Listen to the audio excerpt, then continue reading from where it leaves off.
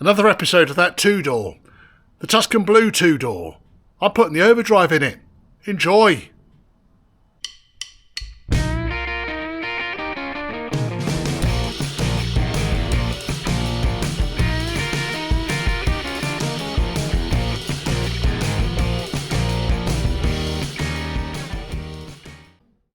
Yaha! Another overdrive's arrived. Not the cheapest in the world, but all I've really done here, taken the selector shaft out, taken the selector fork out, disconnected the clip off the end of the main shaft that runs through the middle of the overdrive unit, and just removed the rear gear. Now what I can do, once everything's cleaned up, I can observe the teeth on this thing.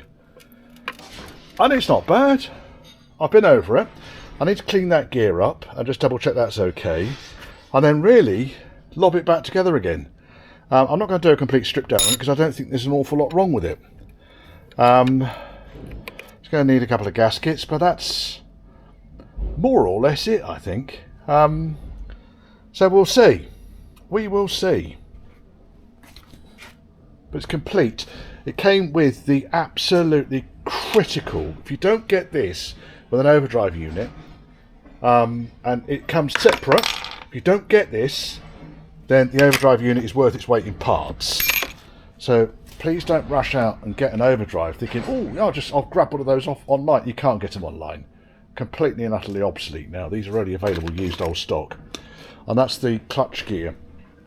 If you don't have this, or if someone's robbed the overdrive off an old LT95 gearbox and then thinks they've got £1 million worth of overdrive but doesn't extract that off the end of the output shaft on the gearbox, then yeah, they've thrown away the most important part of it, because it won't work without it.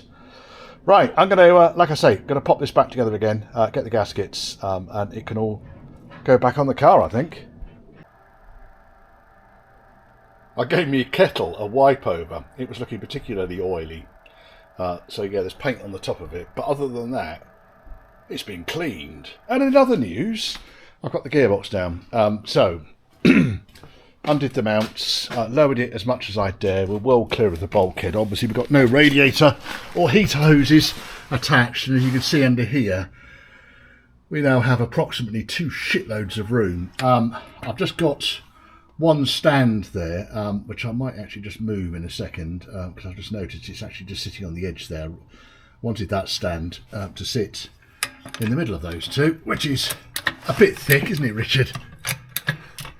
Alright, let's move that along a little bit. There's a nice reinforced rib section there, you see. And then I can start to pull.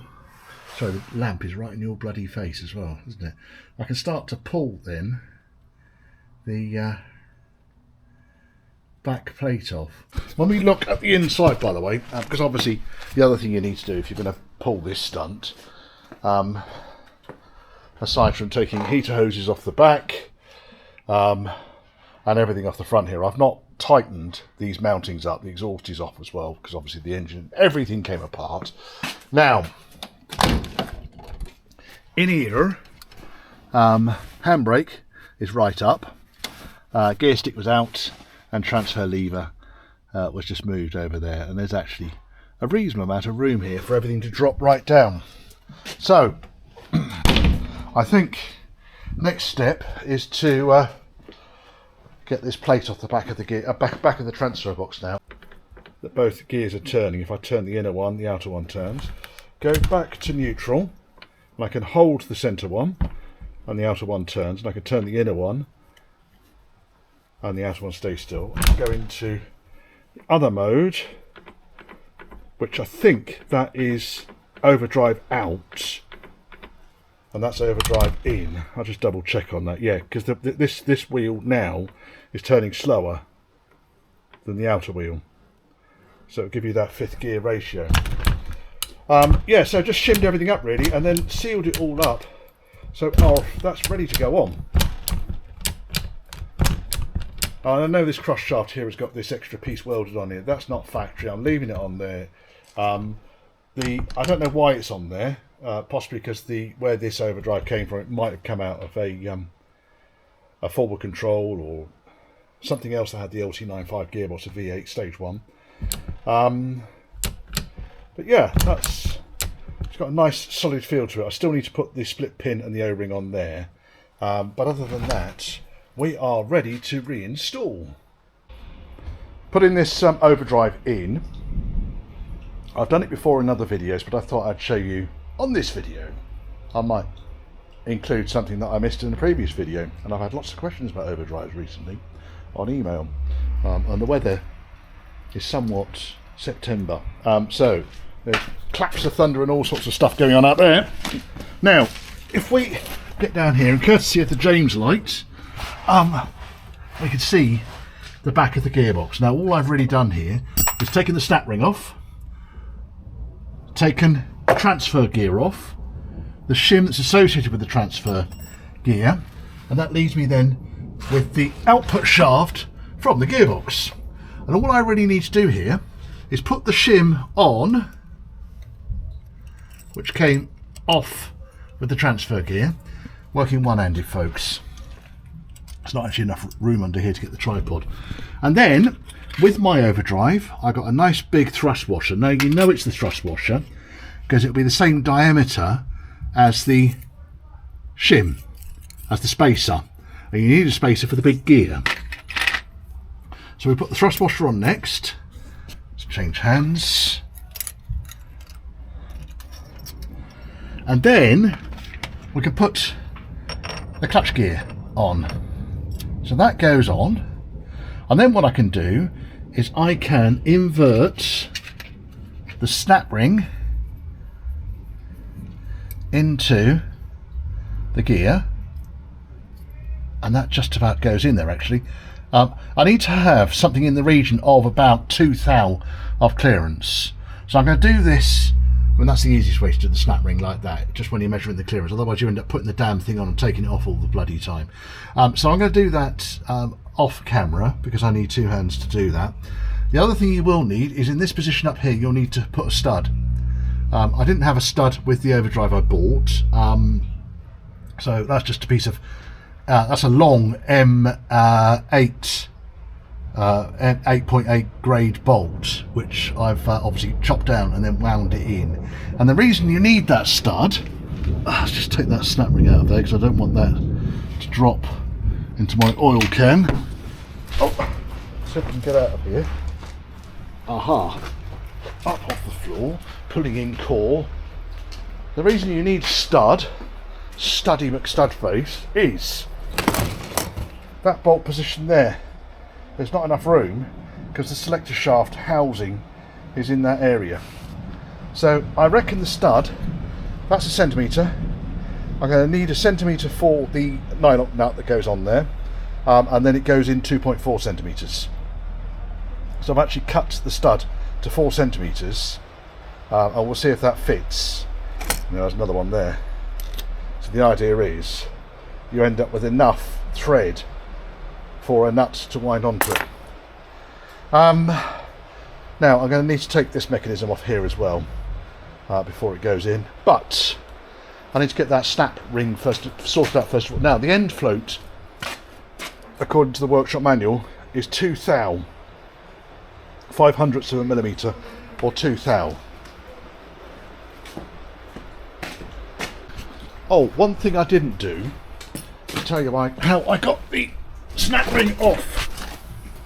Now obviously taking the bottom cover off here, putting a screwdriver in between the snap ring and the splines on the gearbox, levering it out, putting a screwdriver in from below to walk it out of the slot, and it comes out fairly easily. There he is, unbroken snap ring. Some people tell you will insist that you need to cut these to get them off. No, that's just a silly idea. So yes, snap ring, and everything else inside this transfer box is bloody clean. I don't know if this has been rebuilt fairly recently or not. It's really clean internals to this gearbox, to this transfer box. These are your transfer gears, your high and low ratio. That's the output shaft over there with the differential. So the differential sits in the middle, and you've got 2 gears because it's in constant mesh with the high and low ratios.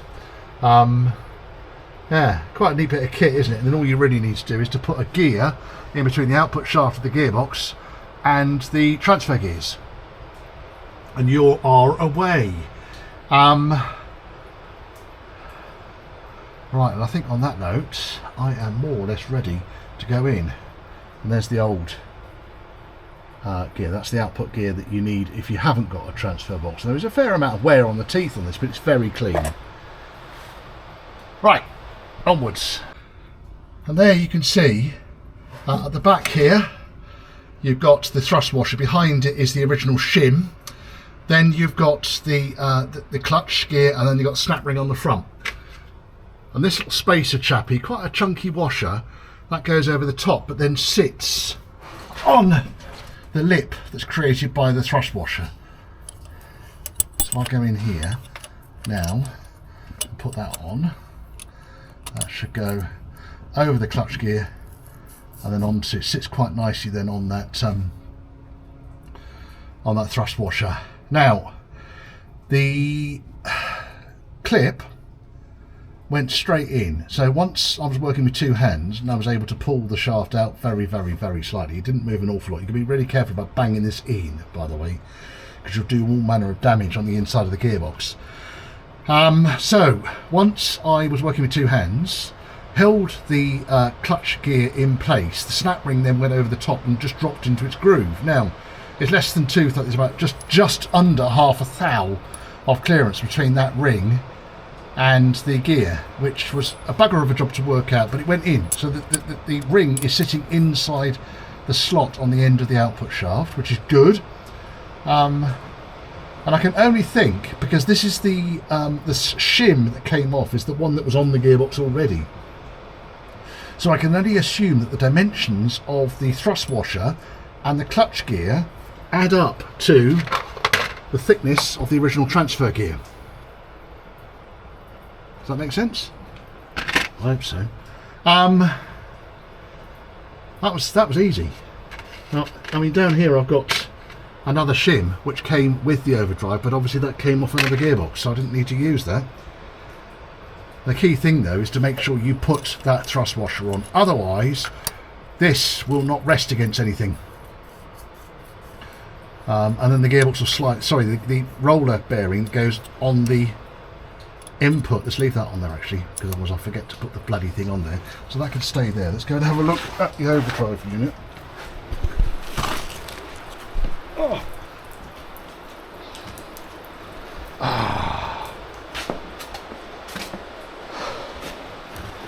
And on the input of the Overdrive unit, you have got a big roller bearing, which I'm going to lube up in a second. That sits in there. Okay, so I'm going to take this mounting piece off and I'm going to see if I can't get this fitted. Need a new gasket. Gaskets come as part of one of the gearbox gaskets. That big black one there, grey one I should say. And that goes around this face here. I'll use some RTV and so forth, just to make sure it is all properly seated and sealed up, and then the Overdrive can go on, I think. And it's on. No real dramas. The easiest way to get it on is me lying underneath it, holding it roughly in position, then rotating the transfer gear in here.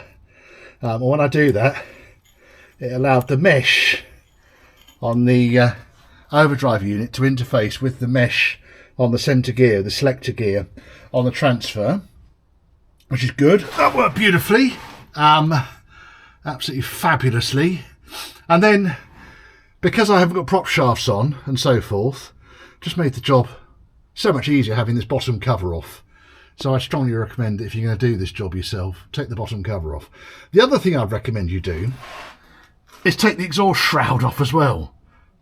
Bugger! I'm rather hoping this is going to come off fairly easily. I'm going to clean these two threads up here, and I should be able to access those from directly above. And there's two at the back there that go on the heel board, but I need to get cleaned up before I go inside the car. I don't want to be spreading a load of shit around in there. No, no, no, no, no. Worst case scenario is I chop the end of the shroud off, but I don't particularly want to do that. I'd rather get it so it's in place, do it properly. Speedo cable's looking a bit fucked on this. It's got lots of tape and stuff wrapped around it. Probably got caught on something while off-roading, I expect. Anyway, it's where it is. It's fine. It'll do the job. Yeah, so that's pretty much that. The only 2 bolts I've got to put on are the 2 bolts on the top, which also secure the selector linkage. So you can see that I've got the selector is out on the back. Just need to get the selector linkage installed and we should be okay. And then just make sure that it does actually select properly, which it should do. Fun and games. Fun and games.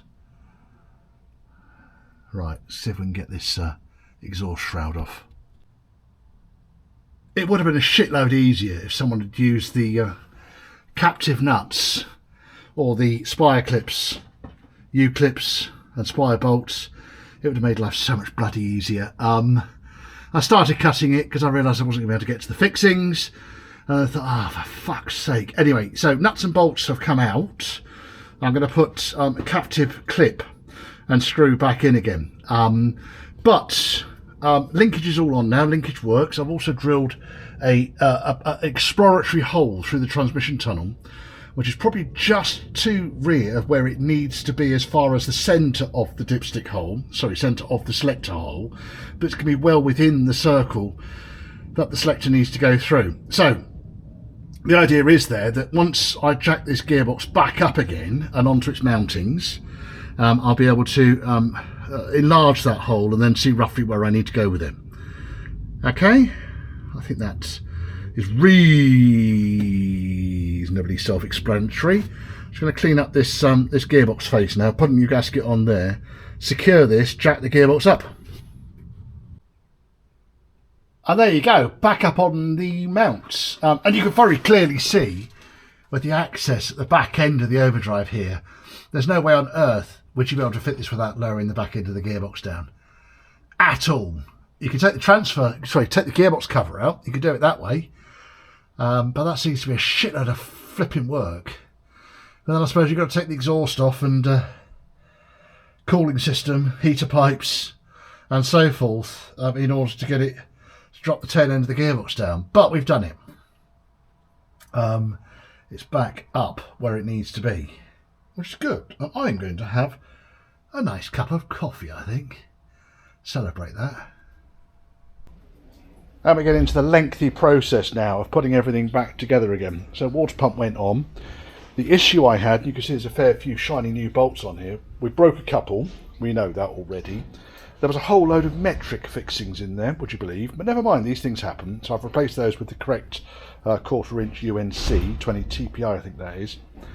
So that's all now on with the new gasket. I've got the tensioner for the power steering pump down there. I think alternator next, and I can get the alternator wiring on. I've got all of these bits of loom and so forth that I want to filter around. And then I started faffing around with the exhaust manifolds. Oh great, let's get the exhaust manifold back on. And these studs, they just look a little bit too fucked. This one in particular is probably about 2/3 its width as it goes into the housing here. So there's a reasonable chance that if they don't snap this time as I put it all back together again, they're going to snap as I take it all apart. Now, I'm a bit worried even about taking that bastard out of there, because I've got a feeling that it's just going to snap off flush. And I'm going to get involved with a world of pain of drilling these things out. So I might go and have a chat with Richie, who's got a induction gun, to put a lot of heat into it and see if we can't get them out. I've got new studs, that's no problem at all. I've got boxes of them. I've only got 3, however, of the brass nuts, because these are UNF fixings. They're not the M8 fixings that you get on the later twin port manifolds. These are UNF. Then I got all the bolts and everything ready for it to put it on, new gaskets and everything. And then thought, just don't like that. You can see underneath here, if I put my finger underneath it, I don't know, can you see it? It's seriously weakened just there on the tip, and that one is too. That one's less so, but no, that one's just as bad. So all 3 of them are weakened. We'll see. We will see. Get some serious heating though. The weather's a bit shit, or has been. Nice and bright, sunny now. Oh, sorry, no, it's not. Black clouds. Anyway, rather than lying underneath the car and putting the prop shafts and everything on underneath, I thought I'd sort this radiator out. Now, one of the faults with this radiator was that the mounting holes on the inner wings didn't line up with the mounting points on the side of the radiator. This side is fine. Hole here lines up with the mounting point here, no problems at all. This side was about 1 centimetre out of alignment. So what I've done is I've cut myself a nice big lump of steel.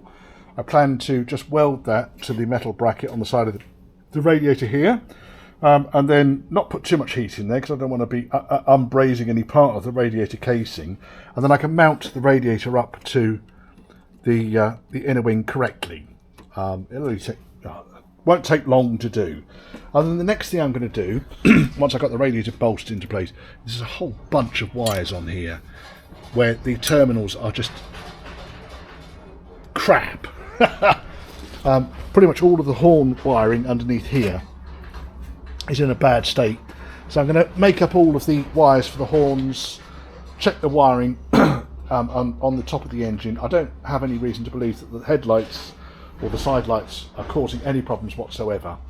So it's just a case of, so for instance, one of the wires to the alternator snapped off when I was taking it all apart. Just crimp connections. These things happen. Yeah, right. So I am going to do that. Makes sense, doesn't it? One thing I have noticed, by the way, I'm wondering if that air bypass pipe up there might be a bit bunged up. That one up there stops the air trap to the top of the engine. Let's just get a pop rivet will do it. Does it go in? No. Oopsie. That will cause some overheating problems with the engine, folks. So, take the breather pipes and everything out. Let me do the welding first, and I'm going to come back to you in about 10 seconds and show you what it is that breather pipe there does. Right, that's that welded on now. Flatted the weld back a little bit. It's good enough. I shall lob some satin black on that, and then at least I can bolt the radiator up to the panel. Quite a thick piece of steel there. Now this breather or vent pipe or whatever it was pipe up here, this should be open to the water gallery which sits underneath this core plug. Okay. Now, don't get confused with the vacuum connector that's underneath it. This pipe up here is purely to get rid of the air trap at the top end of the engine. And I should be able to wedge this drill bit all the way in there. And it should be open to the environment. So the idea is that as you're filling the car up, the air comes out of this pipe and back to the top of the radiator. So it allows the engine to fill up completely with water. Now, this is clearly not the case in this particular example here. So we end up with a big old air trap at the top end of the engine, specifically in the inlet manifold, which will ultimately cause the engine to run a little bit hotter than it should do. So I need to work on this. I'm probably going to need to get the power drill in there. I might go in with a much smaller drill bit to start off with and see if I can't get through.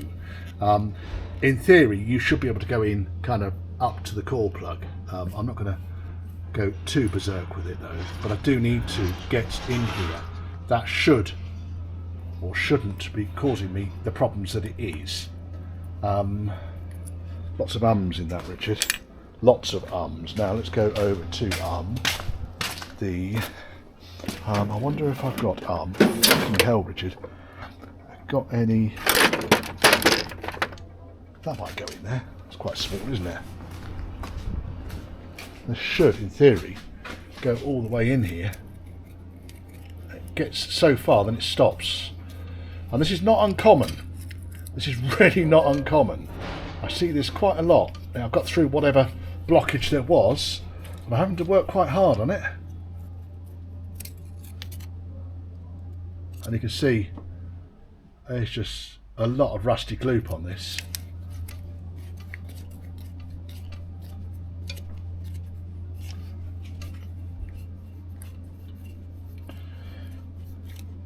I suppose you can tell if this is clear or not. If you were to take the cap off here, and when you're running the engine, you would expect to see water coming back out of this. You can see it in there.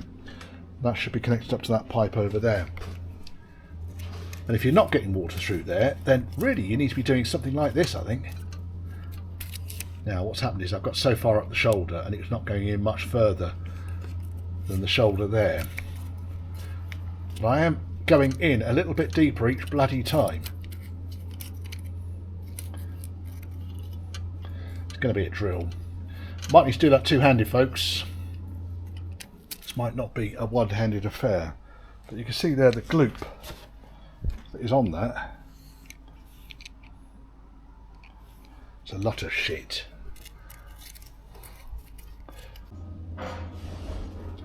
I don't know if you can see that, but the threads on that are completely plugged up. So this is a 3.5mm drill bit, and initially it didn't go in, but now you can see the drill goes in now, and it met resistance pretty much at about that sort of depth in. So I'm going to continue to work this over. I'm fairly confident that we're going to get water flow through that now. Yeah, not ideal, is it? And you can see the amount of crap as well that's come out and dripped down and onto the top of the inlet manifold there. Excellent. That's good news. Right, cup of coffee, I think. Celebrate that. Fixed another thing that we didn't know that was a problem, or I didn't know that was a problem. I've not really driven this car though. Yay! Windscreen's in. Right, courtesy of AVG windscreens. These guys here. I use these for all my windscreens, so they provided me with a nice Pilkington tinted screen. It's got the green tint that you would have if you had sun-dim glass, and that is a thing of beauty. Now, the seal the customer provided me with, absolutely useless. So this flap here, for now, was way too short. Now, I know the deck panel could probably go back a millimetre or two, but not much. And you can see even on this seal we're quite close to the edge, but on that one it's just not a chance. We kind of trial fitted the screen seal. It didn't fit on the inside by the headlining, and it didn't fit over the top of the dash, and nor did it fit over the outside of the deck. So that one, MXC 7405 from, who's that, CPR? Yeah, it was a load of crap.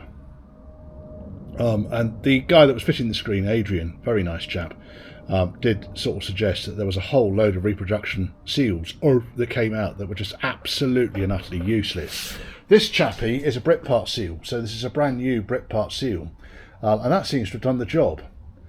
Now, what's interesting up here is, although I kind of treated all the rust up there, I can still see rust up there. It's not rust though, it's just really where the paint is kind of lacking. So that just needs a bit of treatment up there. That's not a problem. I can do that. But otherwise, yeah, happy with that. It's nice to see the screen back in it again. Right, the other thing I'm doing, really, I've put the heat shield back on, and I use spire clips and Acme screws. Let's go down and have a look. I put the kettle on because I want the copper. So heat shield's gone back on again. I've welded up the cuts that I put in it. You do need to adjust the heat shield though, because you can see where I've bent this edge downwards, because otherwise it was going to touch the overdrive unit. It is all just a bit close. I probably wasn't that far away by thinking about chopping it anyway, but managed to get away without that. Now the next thing I need to do is to fill up the overdrive, which takes just about a litre of oil, engine oil, 2050, and then top the transfer box up. And that's the plug for the transfer box there. And the overdrive plug is tucked up there beside or above the handbrake drum. And then while I'm under here, I might as well check the gearbox oil level as well. And then prop shafts can go on. He does need to have this lot under here pressure washed off, doesn't he? I can see he's been under here with some stone guard or something, but it all needs doing end to end. But it is pretty solid. I mean, sills on this are brilliant. They're not that old, but someone's done a nice job of putting the sills on. And it's a very, sort of tough old car. This, I hate calling Land Rovers Range Rovers trucks, so I'm never going to do that. I nearly said it, for fuck's sake. Right. Now, I think in other news, we're going to put some oil in this. Just before the end credits, give me a thumbs up if you liked that. Give me a thumbs down if you didn't. Mind you, you've got all the way to the end of it, so you probably would have given me a thumbs down by now anyway. Comments down below. All of these things do help to promote the work that I do and promote to YouTube for your benefit. If you want to contact me, churchhouseclassics, it's all one word, @gmail.com. And if you want to support the channel, then there's a PayPal me link scrolling down here. Both my email and the PayPal me link are in the description below this video. And that's my car, still sitting here. I might have to change this feature once it gets back on the road. It'll embarrass me enough into getting this back on the road. Anyway, thank you very much for watching.